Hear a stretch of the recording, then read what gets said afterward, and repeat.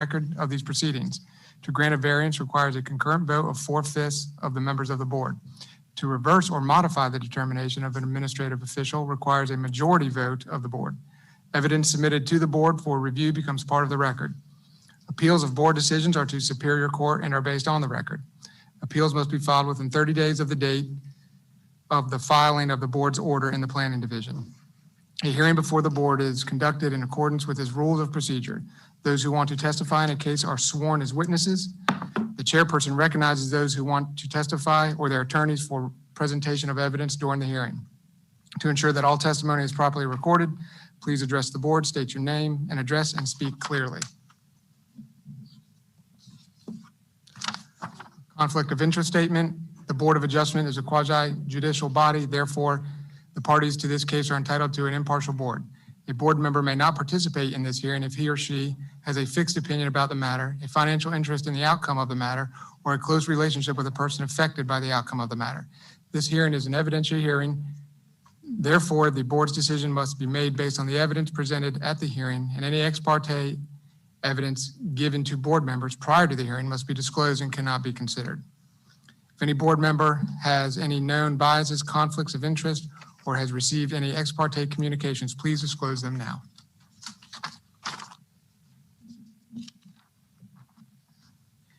And looking at our agenda, we have several items that are going to be continued. Do you want to? Yes, sir. Thank you, Mr. Chairman. As you all can, as those of us in the room can see, we only have 4 members. Yes, we can approve the minutes first. You want to do that Sorry. first? Okay. So the approval of the minutes of October 15th, 2020. A motion to approve? I make a motion we approve the minutes. Second. All in favor? Aye. Aye. Mr. Chairman, we only have 4 members of our board present today. And as you mentioned in your opening statement, a variance requires a 4/5 vote of the board. As such, we reached out as staff to the applicants for today's hearing and asked them if they wished to continue the cases because, you know, otherwise they would have to have a unanimous decision. So if we can just go through, I'll make sure I get the date certain on the record, Madam Clerk. Item 1-328, Windchase Lane. We are requesting a continuance to December the 17th. And I don't see, well, I'm just thinking that maybe we should just do all of the continuance requests for December in one motion rather than having to do it, if you're okay with that, because we have quite a few. So, like I said, Windchase Lane would be requesting a continuance to December the 17th, 3040 River Road, which is item 2. We'll be requesting a continuance to December 17th. Item 3, 1225 Hill Street, will be requesting a continuance to December 17th. Item 4, 520 South 3rd Street, will be requesting a continuance to December the 17th. Under the new business, item 5, 2131 South 17th Street, we'll be requesting a continuance to December 17th. Item 6, is that being withdrawn? Yes. Or, okay, item 6 is being withdrawn. We need to address that as a separate motion, is that right? Yes, sir. We'll, and I'll go back through that when we get there. Okay, so items 1 through 5 are all requesting a continuance to December the 17th, and the city is in complete agreement with those requests. Do we want to make a motion on that? So at least one of these, I believe it's number 1. I mean, it's been in front of us month after month after month. So I know I'm available 17th. It'd be good if we could reach out so we don't have to keep pushing these off. We do that. Staff does that every month. I think just last week, one of our members that had previously confirmed they would be able to be here, something came up and they were unable to. And that's going to happen, especially with everything that's going on right now with COVID. I think we just, as staff and the public and everyone, just needs to be as flexible as we can and understanding as we can with these. So those are items 1 through 5 would be continued to December 17th. We would just need a motion for those 5 items. I make a motion that items 1 through 5 be moved to the December 17th board meeting. Second. All those in favor? Aye. Okay. Item 6, we would request to be allowed to withdraw that matter. It's been worked out between staff and the applicants. We'll need a motion on that. Make a motion that item 6, 620 Caicos Court be withdrawn as a request of the applicant. Second. Okay. So Mr. Finch got the second. You did. There's a race. It was a race. He I won. heard his voice first. All those in favor? Aye. Okay. Item 7, 3601 St. Francis Drive. They're requesting a continuance to the January 21st meeting. January 21st, 2021. Item 7. Yes, sir. Okay. I make a motion that we continue item 7, 3601 St. Francis Drive to the January 2021 Board of Adjustment meeting. I'll second that one. All those in favor? Aye. All right, and that leaves us with 6422 Shinwood Road, which we are moving forward on that case. Yeah, I think you're going to make your 5. So is the applicant, Because we're keeping only 10 folks in the room, I'm not sure how many applicants or how many people are involved in this case.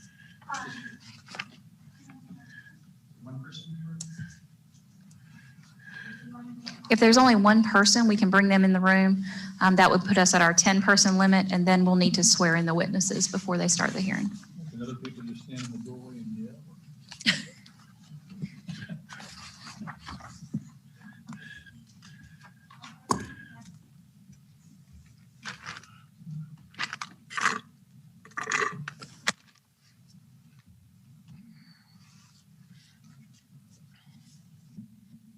Very efficient chairman. Get rid of 7 cases. Jeez, I'm impressed. December 17th, you're gonna have a really fun party, right? I will not be you. Now you get efficient. You call people, come back. Are you really planning? I'll be here. And I'll be here. Yeah, Testing. there's 2 of us.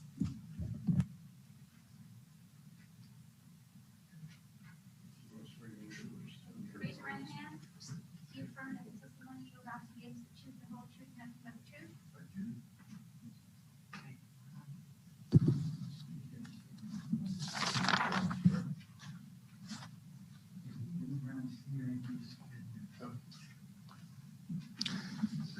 So I have a question on the 10 people per room thing. This is off topic. Does it not matter the size of the room? No, per the governor's orders, it does not matter the size of the room. And convention centers can be exempt, and they can go by their percentage allowed in their rooms. However, the city of Wilmington, our government has decided to lead by example. And if we're requesting that citizens limit themselves to a 10-person per room limit, then we intend to comply with that as well. Okay. I'm not sure he's 6 feet away. I sat down first. Mr. Harris? Good afternoon. My name is Craig Harris, City of Wilmington Associate Planner. The case before us is for 6422 Shinwood Road. On October 7, 2020, planning staff accepted an application for a variance to City Code Chapter 18, Land Development Code Section 18341-5A for reduction in the maximum coverage allowance in the conservation resource area to build an addition on an existing home. Present zoning is R20 residential district. The lot size is approximately 19,233 square feet or 0.44 acres, and its existing land use is residential. To the north, east, and west, they're single-family residential with R20 zoning, and to the south, it's also single-family residential, but it's the intercoastal waterway of the Sound. Board of Adjustment history. Subject property has no history with the Board of Adjustments.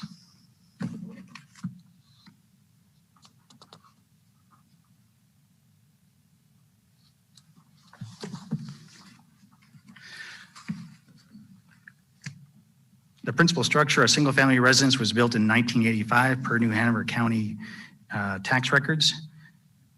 The subject property at 6422 Shinwood Road was annexed into the city effective September 30th, 2000. Subject property contains approximately 19,000 square feet or 0.44 acres. And the property is bordered to the south by a salt brackish marsh conservation resource area. Be here.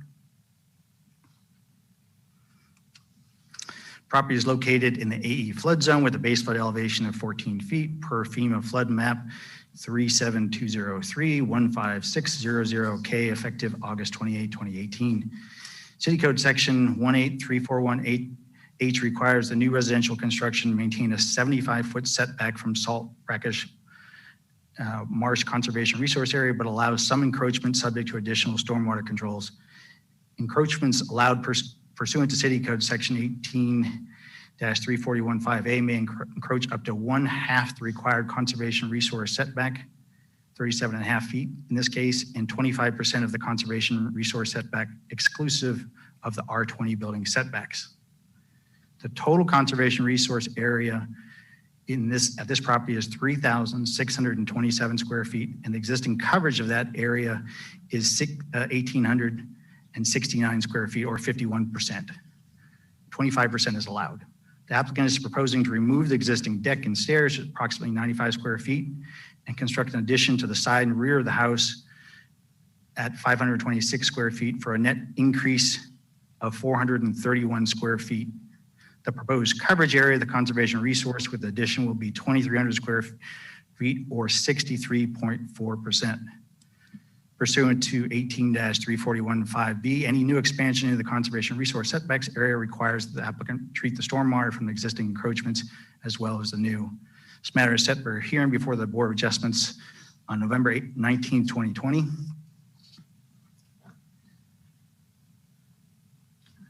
Actually, Phil,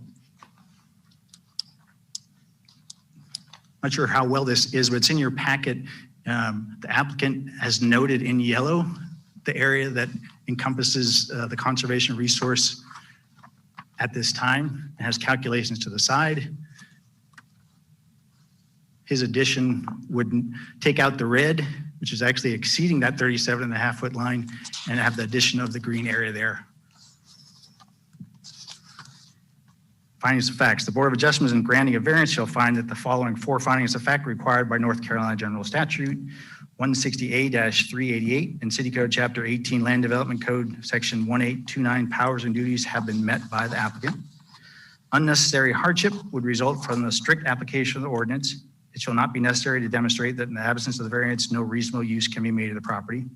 Number 2, the hardship results from conditions that are peculiar to the property, such as location, size, or topography. Hardships resulting from conditions that are common to the neighborhood or the general public may not be the basis for granting a variance. Number 3, the hardship did not result from actions taken by the applicant or the property owner. The act of purchasing property with knowledge of circumstances exists that may justify the granting of variance shall not be regarded as a self-created hardship. And finally, number 4, the requested variance is consistent with the spirit, purpose, and intent of the ordinance, such that public safety is secured and the substantial justice is achieved. I request the case summary and attachments be entered into the record. I'd be happy to answer any questions at this time.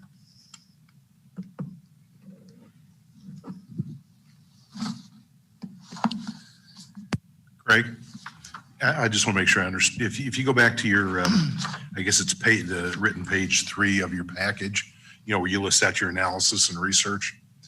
I just want to make sure I understand. In bullet 8, it says the total conservation resource area is X square feet and the existing coverage is 51, and then in 51%. Bullet 10, you then say the proposed coverage is, would be the addition, would be 2,300 square feet. So he's basically looking for a 12% increase in the coverage percent. Is that what he's? That's correct, but keep in mind that our ordinance allows up to 25% conservation resource. So Okay. to begin with, and Mr. Austin is purchasing this property, so before he even got there, they are already covering, 51%. So, okay, then maybe let me hold my question until he presents, and then that might answer it. Thanks, Greg. Any other questions?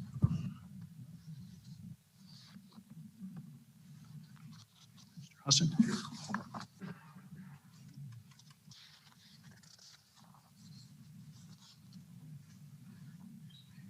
I'm going to show you something here.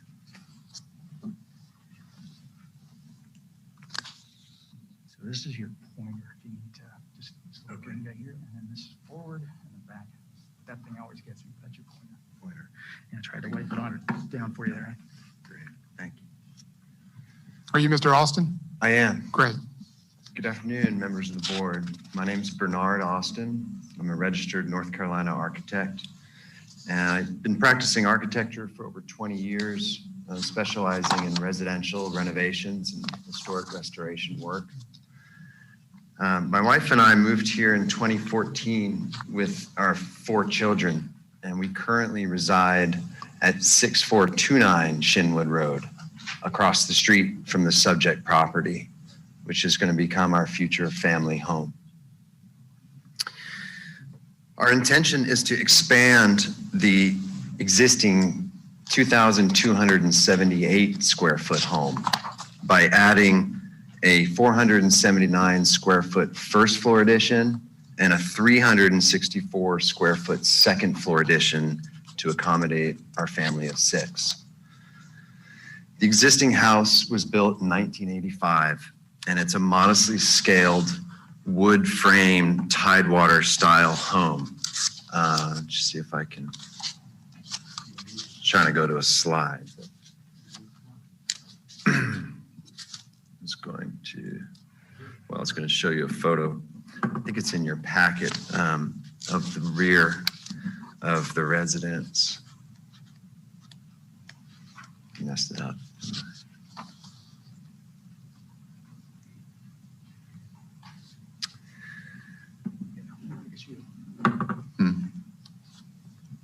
We're just trying to get to the front of that. The elevations? The photographs of the residence, Yeah, it should be. There you go. right there, exactly.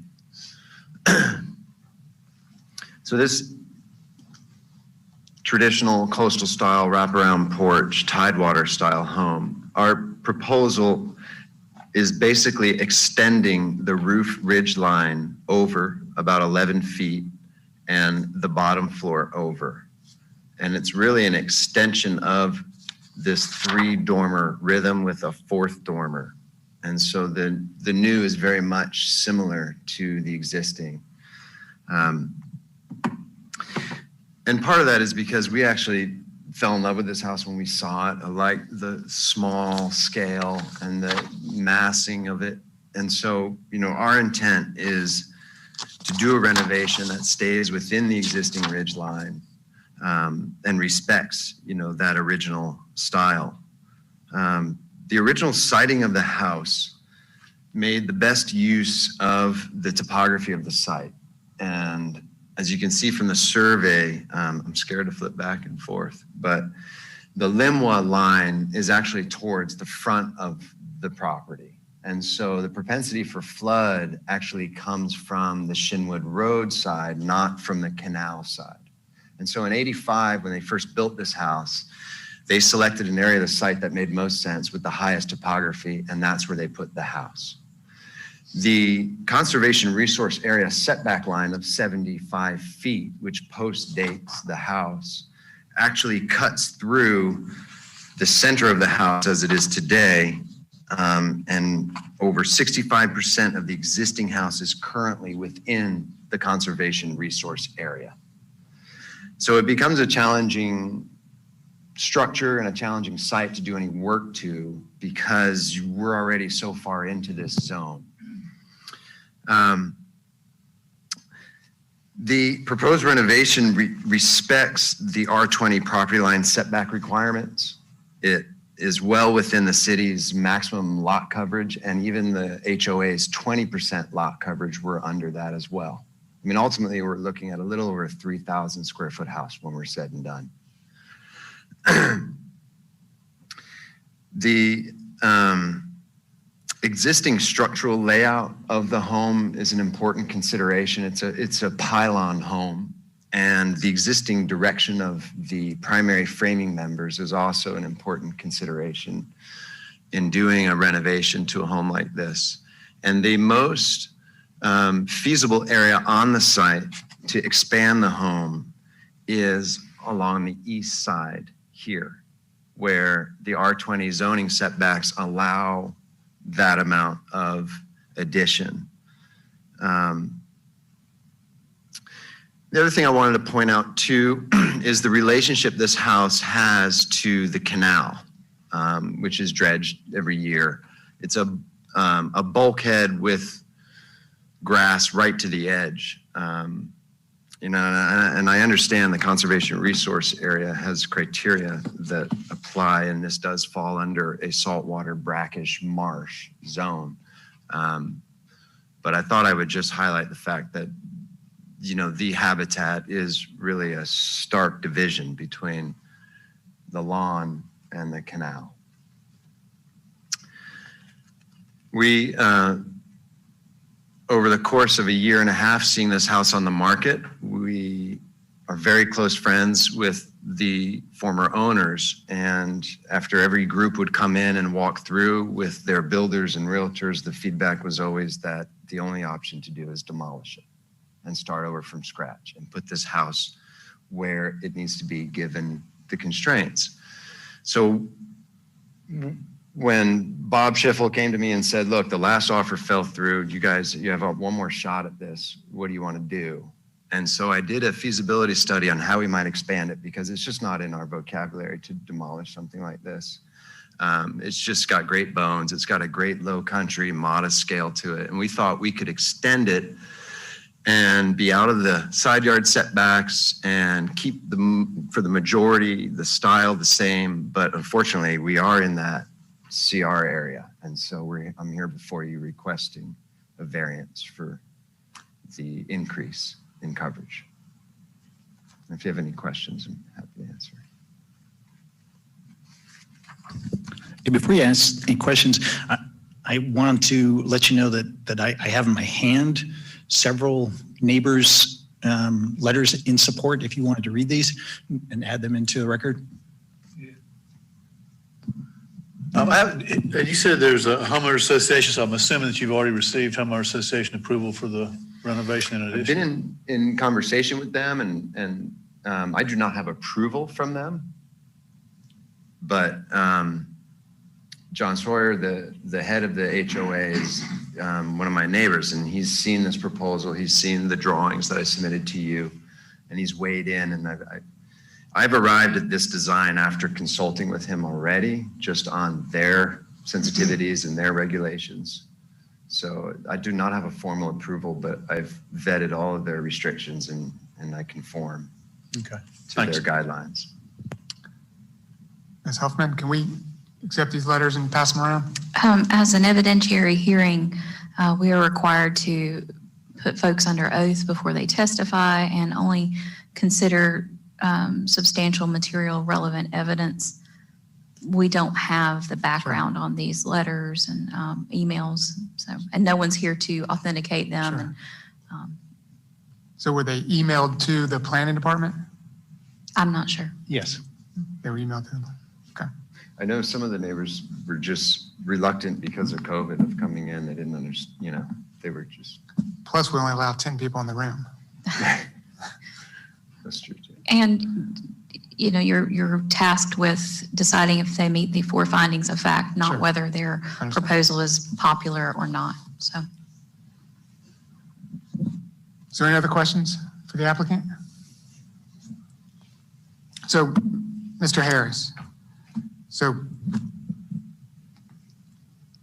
25% of the area, the city allows 25% of the conservation resource setback area to be encroached upon, correct? Correct. And as it is today, it's 51%. How did it get to 51%? As you can see, this house was built before. Before, okay. It was in the county when it was built. We annexed it after. So the applicant made a point about the bulkhead separating the water from the grass, the yard. Is the purpose of the conservation resource area to, or I guess tell me what the purpose of it is. Is it to put some distance between, water and then some wetland area and then some yards that a bulkhead might help reduce the impact that the conservation resource area is there to, that could be one of its tasks? I'm not sure I could speak for the bulkhead's impact on conservation resource, but let me circle back to the one question. What is a conservation resource? The intent on that is to protect our natural resources. The idea is that, when you get into these ecologically sensitive areas, you don't mess them up. That's part of what drives the people to live here, work here. So we're trying to preserve those. So these setbacks are based on what type of identified conservation resource. The surveyor identified it as brackish saltwater marsh, which has that 75-foot setback. And then we allow within that square feet that's allowable to build, you can encroach into 25% of that. We do, regardless of what is decided today, we'll make sure that stormwater measurements are put into place so that runoff is not affecting that area. That'll be something that our city engineering will review and approve. Thank you.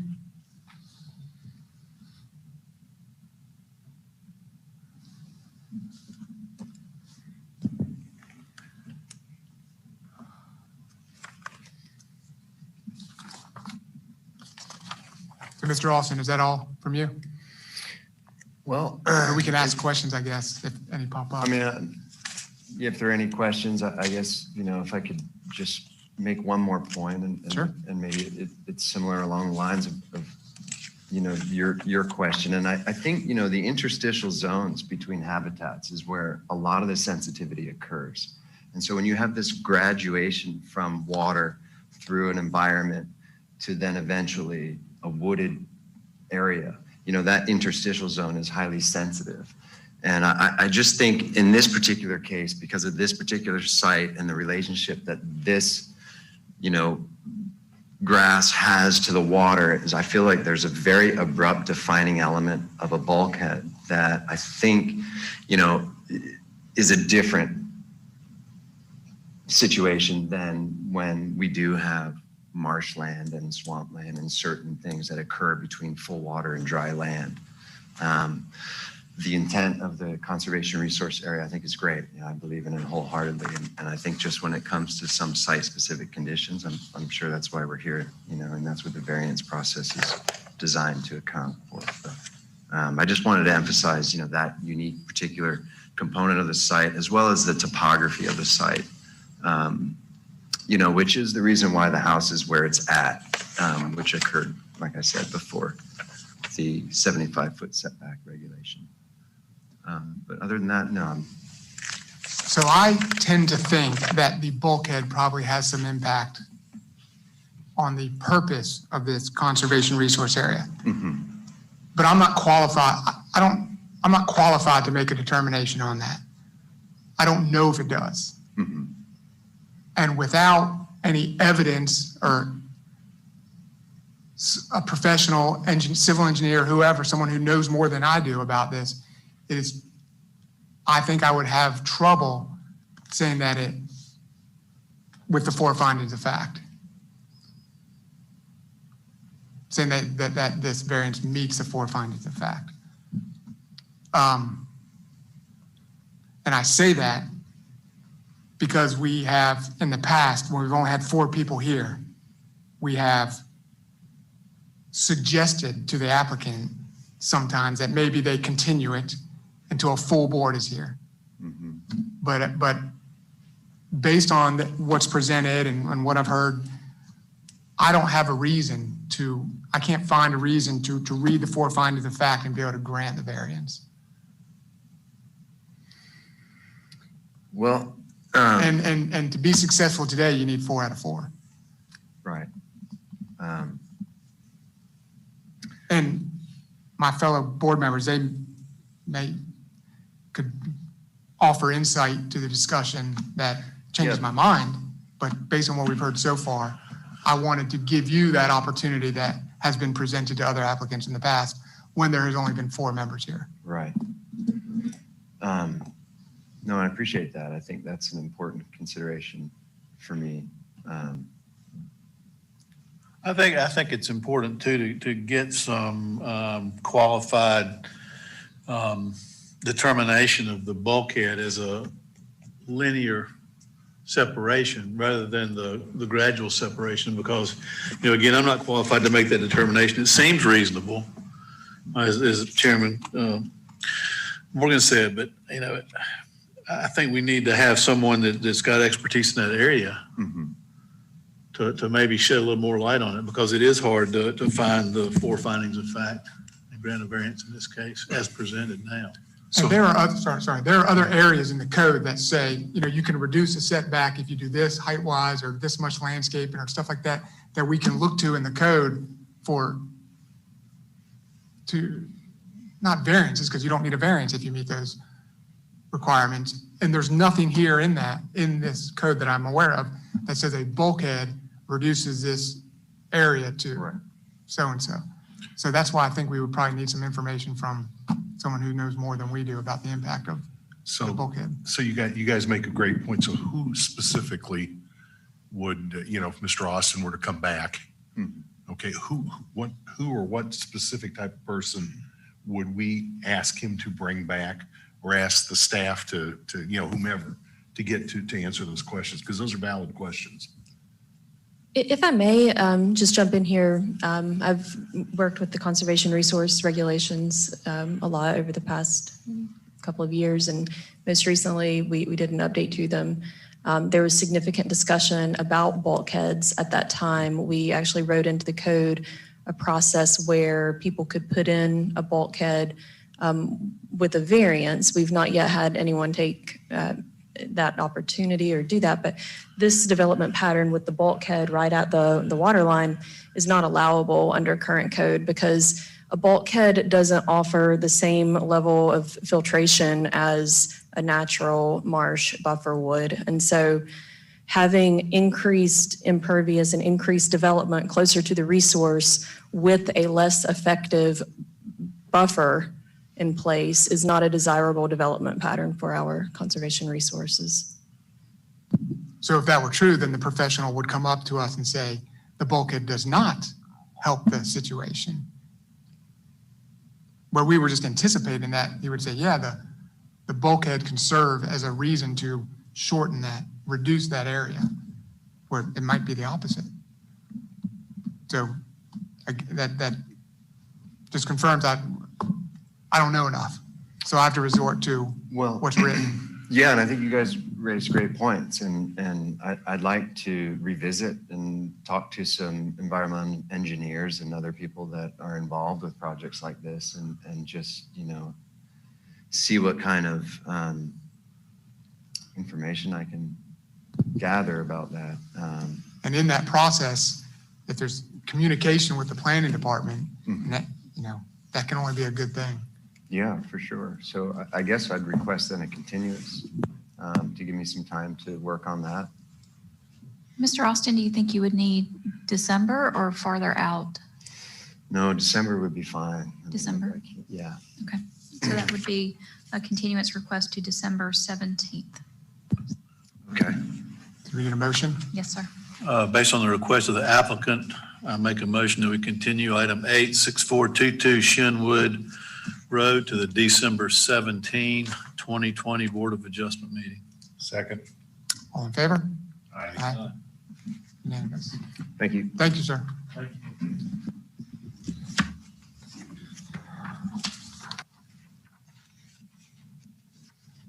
Annual report. Do we review that, or is that for information purposes?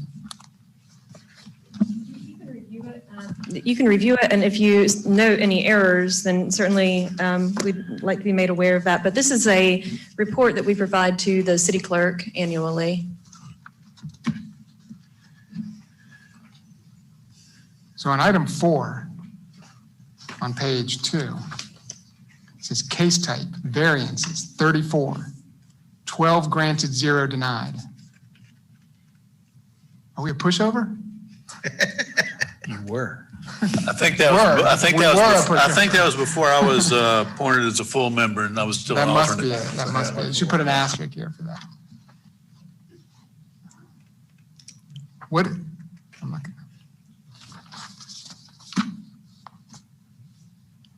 Anybody have any questions or comments on it? Actually, yeah, you, as I was looking through this, 14 appeals, only two, oh, wait a minute, how do I read this now? So only one was granted. Interesting. And then 6 continued to basically what? Is that fiscal year 2020, 2021 sites? Anytime, when does fiscal year end for you guys? August, end of August? It's June 30th is the June last day of 30th. the. So these cases where it says continued, what happens there? Well, They come back? they were continued to the year that we're currently in. Okay. So for the period beginning July 1st through June 30th of next year. Okay. The appeal that was granted, if my memory is correct, that one was a short-term lodging appeal that went to Superior Court and was remanded back down for the board to reverse its decision. So the court comes back and says reverse, They can. and what happens if the board says no? Well, Is it, or is that? We can't say no when the court says. Is that option? We're not given an option. Your legal Or did staff they would reverse advise you it, or not did they to. say we considered something wrong, now move forward with the case? Is that the Schroeder? That's actually a good Oh, clarification. okay. Was that this? Okay. In that particular case, the court made a finding of fact and basically told the board how they would need to accept that particular property. They usurped your authority. Yes. And again, that was before you got it, right? Yeah. Yeah. We'll blame it on Mr. Presswood since he's no longer here. Okay. Nor mine. That's all the questions I had.